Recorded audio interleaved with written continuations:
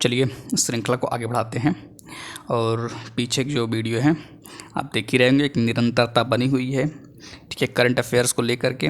और उम्मीद है कि ये जो अर्धवार्षिक चल रहा है, ये अंतर्राष्ट्रीय भी कम से कम 2-3 दिन में, मुश्किल से 3-4 दिन में, है ना, ये भी ख़त्म हो जाएगा, ये कंप्लीट हो जाएगा। उसके बाद अर्धवार्षिक वाला समस्या खत्म हो जाएगी। जब मैं आय दृष्टि की चर्चा करूँगा ना, तो उसमें क्या है कि कम से कम ये टॉपिक नहीं डिस्कस करने पड़ेंगे जो हम अभी घटनासार से डिस्कस कर लेना अर्धवार्षिक में, तो उसको कवर करना आसान हो जाएगा। एकदम डिटेल में चल ही रहे हैं, आप लोग देख रहे हैं, डिटेल में भी चलेंगे और एकदम क्लियरिटी के साथ चलेंगे। क्यों? क्योंकि देखिए कंपटीशन तगड़ा है ना। अगर आपको ये भी लगता है कि नहीं मजाक में हम जाएंगे और मजाक में 2-4 क्वेश्चन सॉल्व कर देंगे, फेसबुक से क्वेश्चन नहीं सॉल्व होगा, ध्यान रखिएगा। फेसबुक और यूट्यूब से, मतलब जो मैं पढ़ा रहा हूँ इसकी बात नहीं कर रहा हूँ, जो आप वैसे रील्स देखते हैं कि 2 करंट अफेयर्स मिल गया तो वाह आप जो है यही सारे क्वेश्चन का जो है जड़ है, तो ऐसा नहीं, ठीक है।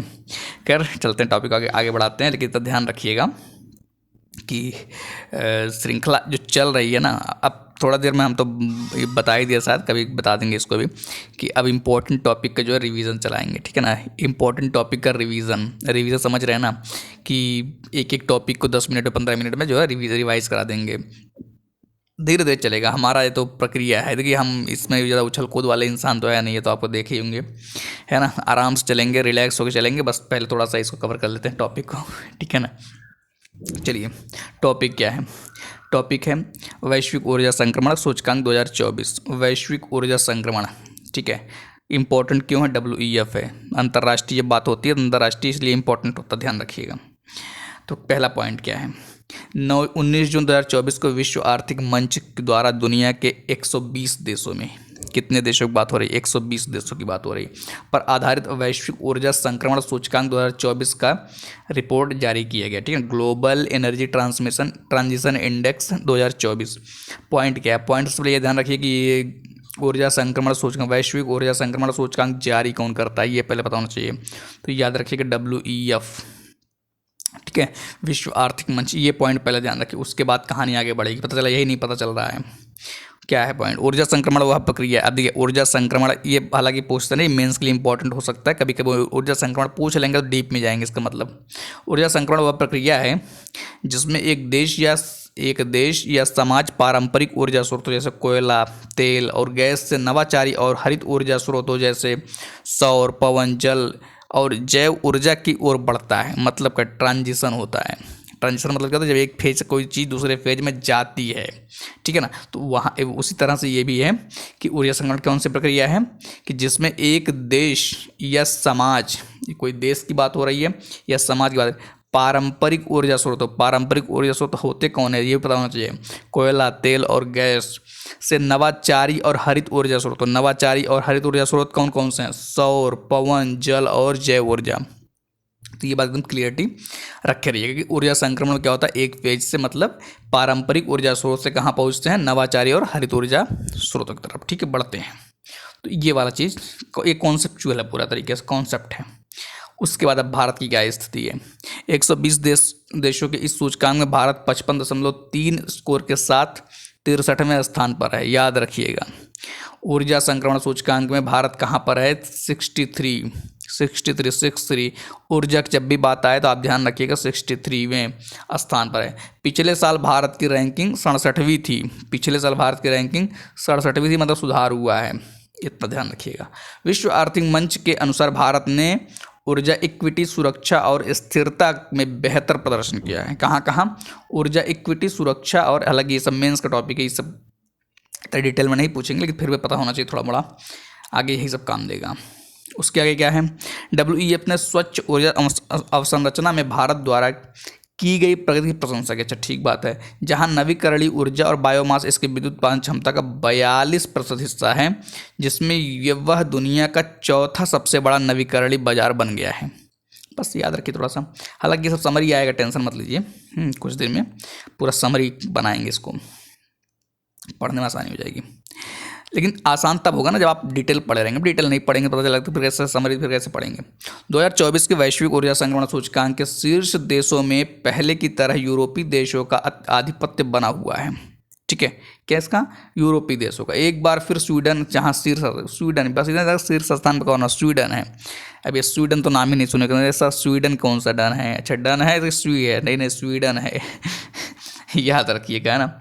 उसके बाद कौन, उसके बाद डेनमार्क, फिनलैंड, स्विट्जरलैंड, ये सब याद रखिएगा है ना। सब जो है डेनमार्क, स्विट्जरलैंड, फिनलैंड लैंड है, ठीक है, इतना ध्यान रखेंगे, काम चले। डेनमार्क है, चलो कोई मार्क नहीं समझ में, डेनमार्क समझ में आ गया। स्वीडन बस इतना याद रखिएगा कि सबसे पहले रैंक पे कौन है, स्वीडन है, बस ये पता होना चाहिए। उसके बाद डेनमार्क है, ठीक है, आगे बढ़ते हैं। बाकी ये देख लीजिए रैंकिंग है आपकी, रैंकिंग मन करे देख लीजिए कि Sweden, Denmark, Finland, Switzerland, France, Norway, Iceland, Austria, Estonia, Netherland. Sir 10 तक ही रहेगा, हाँ बिल्कुल 10 तक। नहीं सर हम सोच रहे हैं हम थोड़ा सा पूरा रट लेते हैं, क्या पता एक क्वेश्चन आ जाए। अच्छा अच्छा, तो पूरा रट लीजिए पूरा लिस्ट निकाल लीजिए, लिस्ट निकाल के रटिए आराम से। उसके बाद क्या है, विश्व आर्थिक मंच की रिपोर्ट के अनुसार पिछले एक दशक में 120 में से 107 देशों ने ऊर्जा संक्रमण में बढ़त प्राप्त की। हालांकि आर्थिक अस्थिरता, भू राजनीतिक तनाव और तकनीकी बदलाव के कारण समग्र गति धीमी हो गई। कोई बात नहीं, धीमी हो गई, सुधर जाएगा, बस जानते रहिए थोड़ा सा। हाँ ये थोड़ा सा देख लीजिए, ये इम्पोर्टेंट हो सकता है कि सूचकांक में बड़े विकासशील देशों में चीन 17वें, मतलब चीन देख लो 17वें, और ब्राज़ील 12वें स्थान पर है। वही भारत के पड़ोसी देशों में पाकिस्तान 113वें, चलो पाकिस्तान 113वें हो गया है है ना। बांग्लादेश 109वें, नेपाल 100वें, श्रीलंका 69वें स्थान पर है ना। ईमानदारी से एक्सेप्ट कर लीजिएगा कहाँ पर कौन है, ठीक है, मतलब कि ऐसा ना हो कि नहीं नहीं हम जो है मानेंगे ही नहीं अपने से नहीं मानेंगे, है ना। लोग कहेंगे नहीं मान लो भाई, नहीं हम मानेंगे नहीं, हम बेइज्जती कैसे हमारी हो जाएगी, है ना। तो थोड़ा सा भावनाओं को कंट्रोल करके रखना पड़ता है यहाँ पे। वैश्विक ऊर्जा संक्रमण सूचकांक 2024 में सबसे नीचे कौन है, कांगो 120, कांगो। अच्छा भाई क्या यार, कांगो बेइज्जती करा दिया है। उसके बाद कौन सा, यमन, अच्छा 119 पर यमन। नाम देखो कहते रहे ये तो आगे से नाम लेके तो पीछे से नाम लेकर नाम लेके आओ, पता चला यही नहीं पता चल रहा है कि पीछे वाला याद किया था, देखो याद किया जा रहा है, कांगो, यमन और तंजानिया। अब बाकी लोग पता ही नहीं चल रहा कौन कौन कहाँ पे है, 120 देश में कौन कौन सब ना याद रखे हम, मेन पॉइंट। इसीलिए फेल हो तो बढ़िया से फेल हो ताकि भाई चर्चा हो कहाँ हम ऐसे नंबर पाए थे पता चला कि 200 में से पा रहे हैं भाई 20 नंबर है ना। खैर, वैश्विक शांति सूचकांक 2024, वैश्विक शांति सूचकांक। अब शांति की बात हो रही है, ऐसा कौन सा देश है, शांति की बात थोड़ा चर्चा कर लेते हैं। सबसे पहला पॉइंट क्या, institute for economic and peace, IEP, institute for economics and peace द्वारा 11 जून 2024 को प्रकाशित वैश्विक शांति सूचकांक, वैश्विक अच्छा वैश्विक बात हो रही है, शांति, विश्व में शांति बात हो रही है, हाँ सर, है ना, जारी किया गया।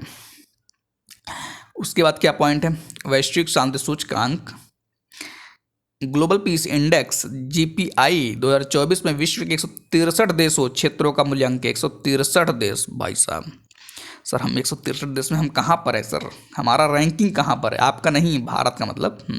इस क्षेत्र में दुनिया की 99.7% आबादी रहती है। अच्छा मतलब 3.3% आबादी कहाँ गई, वो शांत को नहीं, उनको कोई फर्क नहीं पड़ता है उनको कौन देखने जाए, बेटा तुम शांत हो कि नहीं, तुम्हें शांति मिल रही नहीं मिल रहा। अरे सर हमको क्या शांति मिलेगी, क्यों नहीं शांति मिल रही सर, हमारा मन कर रहा है कि हम जो है अशांत रहे। अच्छा अशांत तुम्हारा, तुमको हम गणना में शामिल ही नहीं करेंगे, भाई कर लो।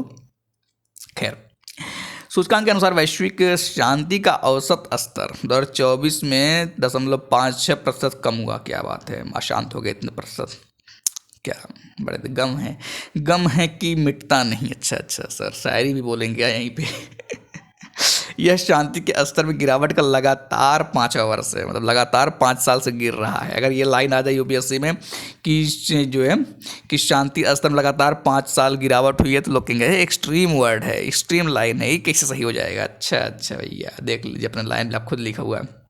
इस वर्ष 65 देशों में शांति में सुधार हुआ है, जबकि 97 देशों में इसमें गिरावट दर्ज की गई है। वहाँ क्या बात है। चलिए पॉइंट आते हैं ना।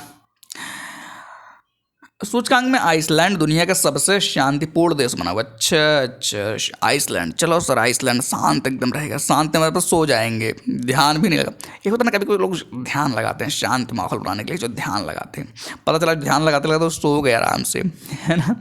दुनिया का सबसे शांतिपूर्ण देश बना हुआ है। इसके बाद कौन है, आयरलैंड। अच्छा आइसलैंड, फिर आयरलैंड, फिर ऑस्ट्रिया। ऑस्ट्रेलिया नहीं है, कुछ पता नहीं, अपने से दिमाग लगा सर। ऑस्ट्रेलिया तो हम पढ़े थे, अच्छा अच्छा एकदम सर, हम बहुत गहराई से पढ़े थे, अच्छा अच्छा गहराई से पढ़े थे, गहराई से पढ़े तो ऑस्ट्रेलिया को ऑस्ट्रेलिया पढ़ लिए थे है ना। उसके बाद न्यूजीलैंड है अपना, उसके बाद अपना सिंगापुर, सब अपना ही तो है ना। हाँ सर सब अपन आइए, लेकिन सब शांत हैं, हम अशांत हैं। हमारे यहाँ से बहुत शोर कर रहे हैं इसलिए हम अशांत, अच्छे अच्छे बस वैसे थोड़ा सा क्लियरिटी बना के रखिए। देखिए क्लियरिटी नहीं बना के रखिए मामला हो जाएगा गड़बड़, ठीक है ना। तो ये सब चीज़ जो है ध्यान रखिएगा।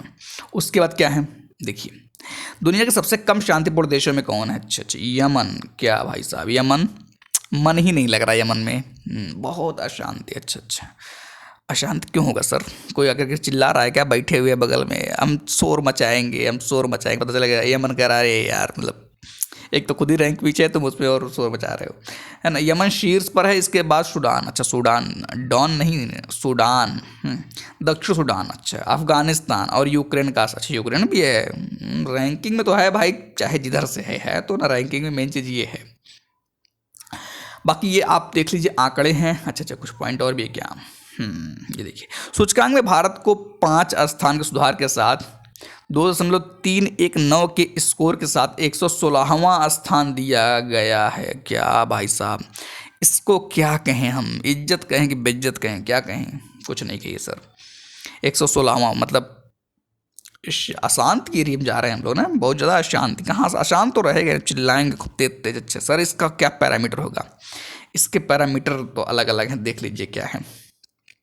यह रैंकिंग जो 3 मानदंडों सामाजिक सुरक्षा और संरक्षा, चल रहे घरेलू तथा अंतर्राष्ट्रीय संघर्ष की सीमा, घरेलू संघर्ष भी चल रहा है, पता चला बंदूक लेकर सब परेशान किए पड़े हैं, कोई उधर से भागा जा रहा है, कोई उधर से जाल तोड़ रहा है, कोई उधर से जाके बाउंड्री खींचता है, तोड़ रहा है, यही तो है ना। और सैन्यकरण की डिग्री में समाहित 23 संकेतकों पर आधारित, भाई साहब 23 संकेतक हैं। अब आप सोच रहे सर केवल लड़ाई कर लें क्या, उससे हम आसान तो शांत हो सकते, नहीं नहीं नहीं। अच्छा कुछ गलत लगता होगा सर, मैं तो बहुत शांत रहता हूँ, मैं कैसे, मैं योगदान नहीं दे रहा हूँ क्या मैं योगदान नहीं दे रहा हूँ क्या अपने शांति बढ़ाने के लिए। अरे भाई क्या इतना काहे सोच रहे हैं, जिंदगी है, जिंदगी में जीना है। रैंकिंग में शामिल शीर्ष 10 देश हैं, आप इसको पढ़ लीजिएगा, मन करे सब रट लीजिए, रट लो सर एकदम से, 1-2 क्वेश्चन मिले, अच्छा अच्छा फिर रटो भैया आराम से। उसके बाद सूचकांक में भारत उसके पड़ोसी देशों की स्थिति है, उसके बाद भारत और पड़ोसी देशों की स्थिति है, देख लीजिए। चलो कम से कम पाकिस्तान पीछे है, लोग सब टेंशन नहीं रहते पाकिस्तान कहाँ पे है, पाकिस्तान और म्यांमार पीछे है, बाकी श्रीलंका, बांग्लादेश, चीन, नेपाल, भूटान सब आगे हैं, देख रहे हैं। भूटान को देखिए जरा, भूटान का 21 रैंक है वहाँ पर कुछ ज़्यादा शांति माहौल चल रहा है। नेपाल देखिए ये सब जो है बहुत ज़्यादा शांति माहौल में है।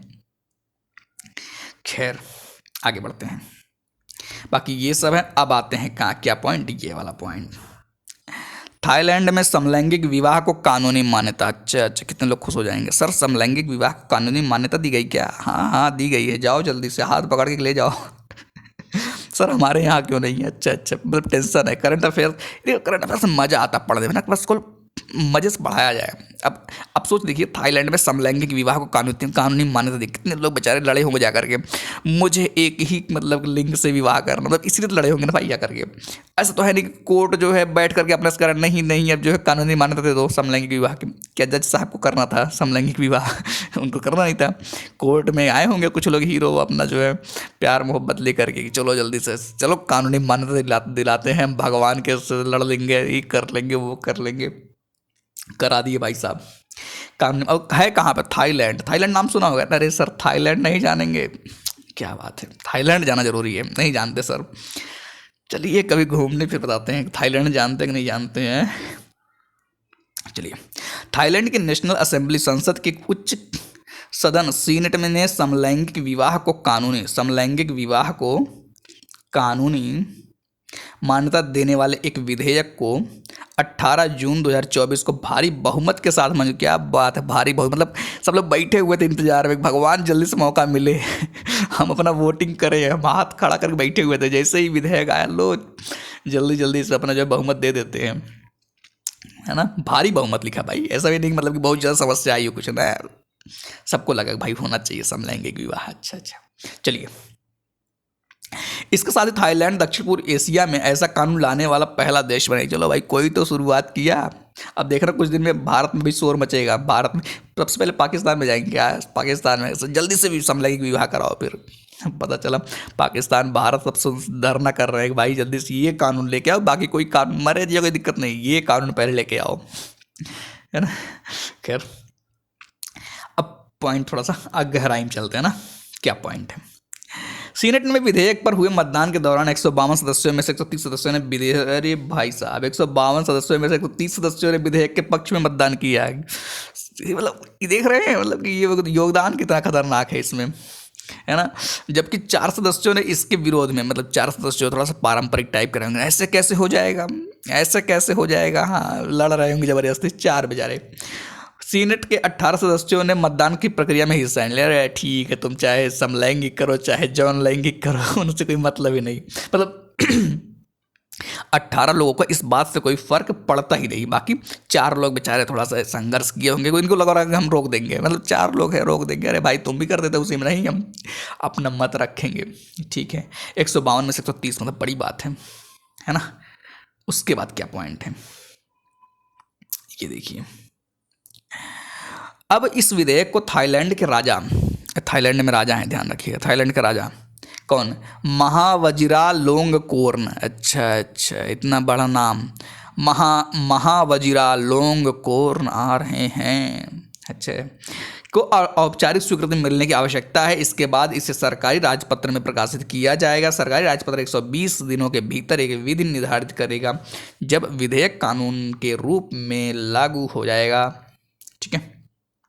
उसके बाद क्या पॉइंट है, ताइवान और नेपाल के बाद थाईलैंड, अरे भाई साहब ताइवान और नेपाल के बाद थाईलैंड समलैंगिक विवाह को अनुमति देने वाला एशिया का तीसरा देश। ताइवान में पहले चल रहा है यार, एकदम मस्त झमाझम जो है शादी कर रहे होंगे सब बैठ के समलैंगिक विवाह में। सर ये झमाझम कौन करता शादी, ऐसे करते हैं भाई, ढोल नगाड़े बजते होंगे एकदम की। नेपाल में भी है भाई साहब, नेपाल में हमको अब कितने लोग नहीं पहली बार हुआ क्या ऐसा, अरे पहली बार ऐसा कैसे हो जाएगा। थाईलैंड समलैंगिक विवाह के कानूनी को अनुमति देने वाला एशिया का तीसरा देश बन गया है। बाकी देखिए भारत का क्या स्थिति होती है। कुछ लोग होंगे विद्वान लोग, आपको चर्चा करेंगे, विद्वान लोगों को मौका मिलेगा, अच्छा इस पे तो हम ध्यान ही नहीं दे रहे हैं। देखिए विवाह समानता विधेयक किसी भी लिंग के विवाहित साथियों की पूर्ण कानूनी, वित्तीय और चिकित्सा अधिकार प्रदान करता है, समझ रहे हैं ना। विवाह समानता विधेयक किसी भी लिंग के विवाहित साथियों को पूर्ण कानूनी, ये सब बहुत बड़ी बात है। देखिए उसमें क्या, यह विधेयक कानून में संशोधन कर पुरुष, महिला और पति पत्नी शब्दों को बदलकर व्यक्ति और विवाह साथी कर देगा। अच्छा बदलकर व्यक्ति और विवाह साथी कर देगा, हाँ सही बात है। पुरुष महिला क्या मतलब रहेगा, जब भाई क्या कहेंगे पुरुष शादी किए, अरे क्या पुरुष शादी की बेइज्जती कर रहे हैं। तो ये सब जो है बदल कर पति पत्नी वाला काम खत्म कर दिए। चलिए अब कहानी थोड़ी दूसरी तरफ चलते हैं। पर्यावरण प्रदर्शन सूचकांक, अब तक तो नया प्रदर्शन चल रहा था, अब जो है पर्यावरण प्रदर्शन सूचकांक 2024 चलेगा। अब जरा देखते हैं इसमें क्या कहानी है।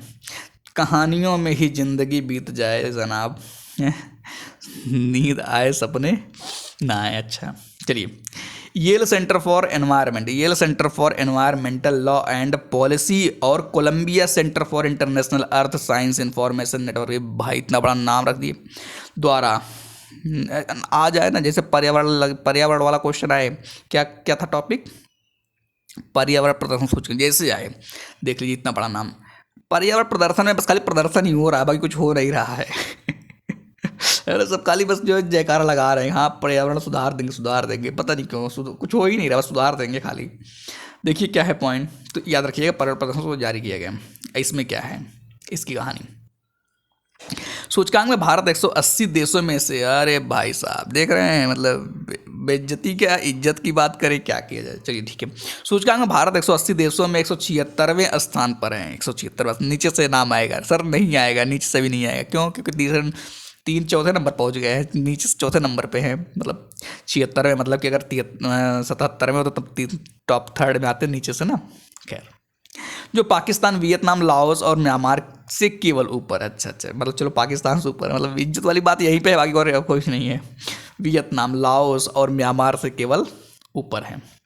याद रखिएगा, पर्यावरण प्रदर्शन सूचकांक में हमारा प्रदर्शन ठीक नहीं लग रहा है क्या लोगों को? कहीं ऐसा तो नहीं गलत गलत बना के छाप दे रहे हैं? जो भी है देखिए, आप रिपोर्ट रिपोर्ट भाई, हम लोग तो केवल बस अपना याद करने की ट्रिक सोचते रहते हैं, भगवान हमको कैसे पेपर में इस काम बन जाए, बाकी तो ठीक है, जो होगा क्या कर सकते हैं, है ना। देखिए, और मजे की बात क्या है, 2022 के सूचकांक में भारत अंतिम स्थान पर है भाई साहब, देख रहे हैं। 2022 के सूचकांक में भारत अंतिम स्थान पर था 2022 में। 2024 में चलो कम से कम 4 अंक ऊपर आए हैं, इज्जत बढ़ी है। अच्छा अच्छा, इज्जत बढ़ी है सर। मिठाई उठाई खिलाया जाए, किसको खिलाया जाए सर? खुद ही खा लेते हैं, क्या करेंगे, कोई पैसा ही नहीं देगा। ठीक है, वैश्विक स्तर पर एस्टोनिया, क्या बात है, एस्टोनिया, ऐसे नाम कौन रखता है भाई, एस्टोनिया। वैश्विक स्तर पर एस्टोनिया ग्रीन हाउस गैस उत्सर्जन में 59% की कमी लाकर सूचकांक में शीर्ष स्थान पर है। उसके बाद फिनलैंड, ग्रीस, तिमोर लेस्ते, वाह वाह, और यूके का स्थान है। तिमोर लेस्ते, क्या लेस्ते सर, तिमोर लेस्ते, अच्छा अच्छा। ग्रीन हाउस गैसों का तीसरा सबसे बड़ा उत्सर्जक भारत को वायु गुणवत्ता, अनुमानित उत्सर्जन और जैव विविधता आवास के मामले में सबसे निचले स्थान वाले देशों में रखा गया है। देख लीजिए, यही स्थिति है, ये है कड़वी सच्चाई, है ना। उसके बाद क्या है कि ईपीआई के कई संकेतकों में भारत के पिछड़ने का मुख्य कारण इसकी कोयले पर भारी निर्भरता है, जो न केवल ग्रीन हाउस गैस उत्सर्जन में योगदान देता है बल्कि वायु प्रदूषण स्तर को भी बढ़ाता है।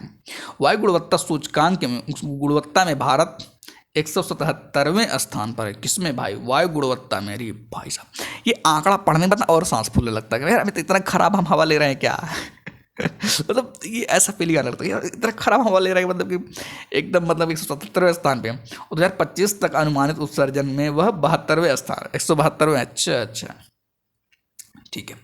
उसके बाद ये आंकड़े हैं, आंकड़े आप देख लीजिएगा, ईपीआई के संकेतकों को भारत का स्थान कहाँ कहाँ पर है, ठीक है। उसके बाद पर्यावरण प्रदर्शन सूचकांक में शीर्ष 10 देश हैं, है ना, ये देख लीजिएगा। उसके बाद ये देखिए क्या दिया गया है, पर्यावरण प्रदर्शन सूचकांक 11 श्रेणियों में देशों का मूल्यांकन करता है। ये आपको मन करे याद कर लीजिएगा कि यूपीएससी के लिए इंपॉर्टेंट है, मेंस के लिए इंपॉर्टेंट हो सकता है, प्रीलिम्स के लिए आता ही नहीं, क्वेश्चन आएगा तो ठीक है। कौन कौन? वायु गुणवत्ता है, जल गुणवत्ता, अपशिष्ट, क्या है, अपशिष्ट प्रबंधन, जैव विविधता और आवास, जलवायु परिवर्तन, उत्सर्जन, ऊर्जा उपयोग, पर्यावरणीय स्वास्थ्य, पारिस्थितिक तंत्र, सेवाएं, सतत एकदम रट डालिए बस। सर हम ज़्यादा नहीं पढ़ेंगे, ज़्यादा पढ़ेंगे क्या हो जाएगा सर, हम ज़्यादा पढ़ लेंगे ना तो टॉप अप कर देंगे, बड़ी समस्या आ जाएगी। अच्छा अच्छा, समस्या आ जाएगी। मेरे भाई क्या हो रहा है, करते हैं कुछ, होता है कुछ, यही जिंदगी का कड़वी सच्चाई है। नहीं सर, सच्चाई कहाँ है दुनिया में? अच्छा, सच्चाई नहीं दुनिया में। मानव विकास सूचकांक रिपोर्ट 2023-24, मानव विकास सूचकांक रिपोर्ट 2023-2024।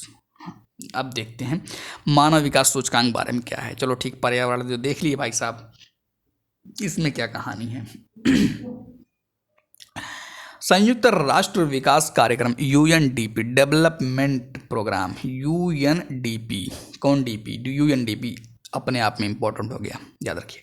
द्वारा 13 मार्च 2024 को मानव विकास सूचकांक रिपोर्ट 2023-24 जारी की, जिसका शीर्षक है ब्रेकिंग द ग्रिड लॉक। याद रखिएगा, ब्रेकिंग द ग्रिड लॉक, पता चला यही आ गया, breaking the grid lock. Sir ये ग्रिड तो समझ में आ रहा, लॉक क्यों लगा दिए बीच में? अच्छा, लॉक लगा देंगे तो नहीं याद रहेगा ये। सर सोचा ना, ब्रेकिंग करने फिर लॉक को ब्रेक करते हैं। अच्छा अच्छा, बढ़िया दिमाग चल रहा है, बढ़िया फिर चल रहा है। बटी हुई दुनिया में सहयोग की पुनर्कल्पना। अच्छा अच्छा, बटी हुई दुनिया में सहयोग की पुनर्कल्पना, मतलब ये मानते हैं दुनिया बटी हुई है। अच्छा अच्छा, क्या करें सर, बंटवारा ऐसी चीज ही है, क्या कर, दुनिया बढ़ जा रही है। इस रिपोर्ट में 193 देशों को उनके मानव विकास सूचकांक HDI 2022 की स्थिति के आधार पर रैंकिंग प्रदान की गई है। 193 देशों को 193। अच्छा अच्छा सर, ये भी है क्या? इंग्लिश में बोलना पड़ेगा? नहीं नहीं, हिंदी में बोलिए। उसके बाद क्या है, ये पॉइंट देखिए कि देशों को उनके मानव विकास सूचकांक HDI मूल्य के आधार पर 4 भागों में बांटा गया, जो इस प्रकार है। 4 भागों में, बस याद रखिएगा, है ना। इसमें क्या है कि कि 4 भाग कौन कौन से, ये थोड़ा सा आंकड़ा है। उसके बाद ये देखिए अत्यधिक उच्च मानव विकास वाले, अच्छा, उच्च मानव विकास वाले, अच्छा, मध्यम मानव विकास वाले देश, अच्छा, इसे भी क्या सर, निम्न मानव विकास वाले देश, ये भी है। 4 कैटेगरी है, उच्च मतलब अत्यधिक उच्च, उच्च, मध्य और निम्न। ये ध्यान रखिएगा मन करे तो। बाकी ये देखिए, ये जो है स्कोर है कुछ इन लोगों का। स्कोर में देखिए सब स्विट्जरलैंड, चले स्विट्जरलैंड घूम के आता। अच्छा सर, चलिए ऑनलाइन चलते हैं। हाँ, ऑनलाइन चलेंगे घूमने के लिए। पता चला ऑनलाइन ही पकड़ लिया हमको। नॉर्वे, आइसलैंड, हांगकांग, चीन, उसके बाद डेनमार्क एवं स्वीडन। बस वैसे याद रखिएगा, ठीक है। आ जाए तो तुक्का मारने में आसान रहेगा। लास्ट में अभी देखेंगे ना वीडियो, लास्ट में जब पेपर 10 दिन 5 दिन बचेगा, तुक्का मारने का सबसे वैज्ञानिक तरीका, हाँ सबसे वैज्ञानिक तरीका तुक्का मारने का। इस सूचकांक में सोमालिया को सबसे निचला स्थान, 100, अरे भाई साहब सोमालिया यूपीएससी में आया हुआ है। सोमालिया बड़ा फेमस है ना, सबसे नीचे स्थान पर है। गर्व की बात वो भी करते होंगे हम कहाँ पहुँच गए।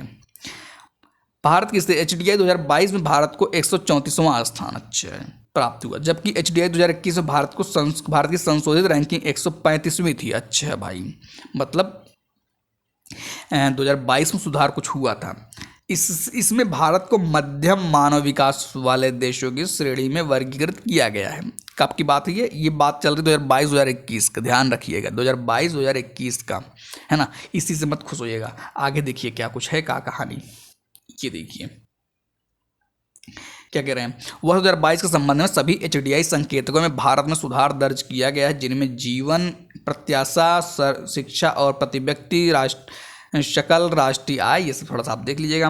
इस रिपोर्ट में लैंगिक असमानता सूचकांक, इसमें क्या कहानी है भाई। लैंगिक असमानता सूचकांक में स्कोर के साथ भारत किस में है, 2022 में 108वें स्थान। चलो ठीक है, कहीं पर तो अच्छा दिख रहा है ना, हल्का हल्का दिख रहा है, अच्छा। उसके बाद स्कूली शिक्षा के अपेक्षित वर्षों में वृद्धि हुई है, जो प्रति व्यक्ति 12.6 वर्ष पहुंच गई है। ठीक है, भारत के पड़ोसी देशों के बारे में देख लीजिए, भारत के पड़ोसी देशों के बारे में पढ़ लीजिए, है ना, पढ़ा करिए थोड़ा सा। नहीं सर हम पड़ोसी देश कैसे पढ़ लेंगे, पढ़ लीजिए, नहीं तो देशद्रोह लग जाएगा क्या। डर रहे हैं, पता चला कि हम नहीं पढ़ेंगे, पड़ोसी देशों के बारे में पढ़ेंगे तो हो सकता है देशद्रोह लग जाए मेरे ऊपर। अच्छा, ऐसा है क्या, ऐसा नहीं होता। इकोसॉक के विभिन्न सहायक निकायों के चुनाव में भारत की जीत, चलिए भैया भारत जीता कहीं पर। इकोसॉक के विभिन्न सहायक निकायों के चुनाव में, कहाँ पर, विभिन्न सहायक निकायों के चुनाव में भारत की क्या हुई है, भारत की जीत हुई है। चलिए अब हम आगे बढ़ते हैं। टाइम क्या हुआ, 27 मिनट, 27.5 मिनट हो गए हैं, देखते हैं कितना कवर हो जाता है ना। इकोसॉक के 17 सहायक निकायों में रिक्त पदों को भरने के लिए, इकोसॉक के 17 सहायक निकायों में रिक्त पदों को भरने के लिए 9 अप्रैल 2024 को कराए गए चुनाव में भारत को भारी सफलता प्राप्त हुई। अच्छा, भारी सफलता प्राप्त हुई। हाँ, भारी सफलता क्या प्राप्त हुआ, सफल नहीं रहा था क्या, बहुत भारी था सर। भारत को 2025 से 29 के लिए महिलाओं की स्थिति पर आयोग, 2025-27 के लिए संयुक्त राष्ट्र बाल कोष कार्यकारी बोर्ड, संयुक्त राष्ट्र विकास कार्यक्रम के एग्जीक्यूटिव बोर्ड, संयुक्त राष्ट्र जनसंख्या कोष, विश्व खाद्य कार्यक्रम के कार्यकारी बोर्ड आदि निकायों के लिए चुना गया। क्या बात है, क्या बात है, ये बात है, अच्छा ये बात है। इतनी सारी चीज़ों में मतलब चुनाव हो गए एक ही बार में। अब देखिए पॉइंट, भारत की जगजीत पवाड़िया को अंतर्राष्ट्रीय नारकोटिक्स कंट्रोल बोर्ड में 2025 से 30 के 5 वर्ष के लगातार तीसरे कार्यकाल के लिए इन चुनावों में चुना गया है। अच्छा, याद रखिएगा ये पॉइंट। उसके बाद इसके लिए हुए गुप्त मतदान में सुश्री पवाड़िया को 53 में से सर्वाधिक 41 मत प्राप्त हुए। अच्छा भाई, 41 मत प्राप्त हुए, ये बढ़िया काम है। जबकि दूसरे स्थान पर रहे उम्मीदवार को 30 मत ही मिले। बोर्ड की इन 5 सीटों के लिए कुल 24 उम्मीदवार थे। बस इतना थोड़ा सा ध्यान रखिएगा। उसके बाद क्या पॉइंट है, उसके बाद ये पॉइंट ध्यान दीजिएगा कि ज्ञातव्य है कि 54 सदस्यीय संयुक्त राष्ट्र आर्थिक एवं सामाजिक परिषद ये नाम याद रखिएगा, यूपीएससी का फेवरेट है, एक इंपॉर्टेंट, ध्यान रखिए। संयुक्त राष्ट्र संघ के 6 मुख्य अंगों में से एक है जो कि आर्थिक, सामाजिक, सांस्कृतिक, स्वास्थ्य एवं मानवाधिकार आदि से संबंधित गतिविधियों से संबंध है। इसके 17 सहायक निकायों के चुनाव में भारत की व्यापक सफलता के लिए संयुक्त राष्ट्र स्थित भारतीय मिशन में व विदेश मंत्रालय के टीम की उल्लेखनीय भूमिका रही है। बस एकदम याद कर लीजिएगा, बाकी और कुछ करने की जरूरत नहीं है। उसके बाद क्या आता है, क्वाड के बाद स्क्वाड। टाइम क्या हुआ, टाइम हो गया 30 मिनट, है ना। आज हम रखेंगे 30 मिनट का ही लेक्चर, उसके बाद नेक्स्ट वीडियो में बढ़ा देंगे थोड़ा सा, है ना। आज के लिए थोड़ा सा इतना ही रखते हैं, ठीक है। तो आज के लिए इतना रखते हैं, बाकी मिलेंगे नेक्स्ट वीडियो में किसी नेक्स्ट पॉइंट के साथ, ठीक है।